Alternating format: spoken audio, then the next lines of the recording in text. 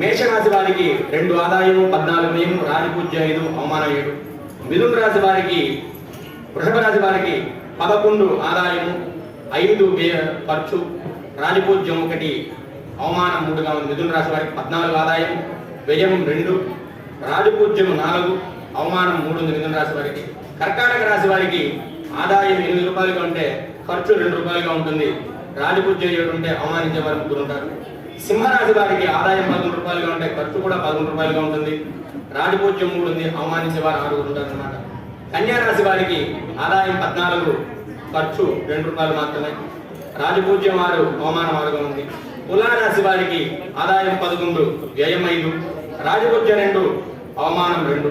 వృశ్చిక రాశి వారికి ఆదాయం 2 14 వ్యయం ఉందన్నమాట. 2 రూపాయలు ఖర్చు ఆదాయం ఉంటే 14 రూపాయలు ఖర్చు ఉంది వృశ్చిక రాశి వారికి. రాజపూజ్యం 5 అవమానం 2గా ఉంది. ధనుస్సు రాశి వారికి ఆదాయం 5 రూపాయలు ఉంటే ఖర్చు కూడా 5 రూపాయలుగా ఉంది. రాజపూజ్యం 1 అవమానం 5గా ఉంది. మకర రాశి వారికి ఆదాయం 8 ఖర్చు 14 రూపాయలు రాజపూజ్యం 4 అవమానం కూడా 4 రూపాయలుగా ఉంది. కుంభరాశి వారికి ఆదాయం 8 వ్యయం 14 రాజపూజ్యం 7 అవమానం 5గా ఉంది. మీనరాశి వారికి ఆదాయం 5 ఖర్చు కూడా 5 రాజపూజ్యం 3 అవమానం 1గా ఉంది.